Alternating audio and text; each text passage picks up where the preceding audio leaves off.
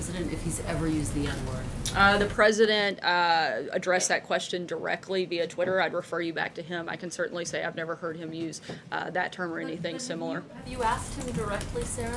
The president, I didn't have to because he addressed it to the American people all at one time.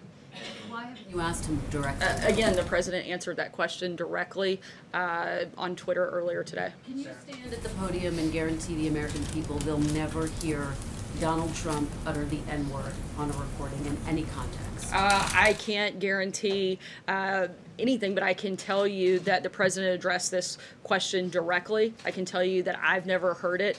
I can also tell you that if myself or the people that are in this building serving this country every single day, doing our very best to help people all across this country and make it better, if at any point we felt that the president was who some of his critics claim him to be, we certainly wouldn't be here. This is a president who is fighting for all Americans, who is putting policies in place that help all Americans, particularly African Americans.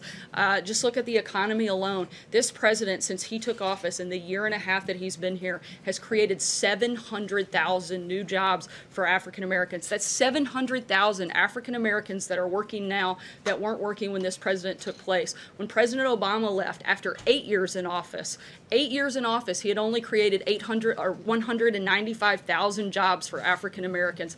President Trump, in his first year and a half, has already tripled what President Obama did in 8 years. Not only did he do that for African Americans, but for Hispanics. 1.7 million more Hispanics are working now. This is a president who cares about all Americans, who is committed to helping them, and is putting policies in place that actually do that. Kevin. Sorry, Kristen, I'm going to go ahead to Kevin. Kevin, go ahead. Go ahead. Just to be clear, you can't guarantee it. Look, I haven't been in every single room. I can tell you the president has addressed this directly.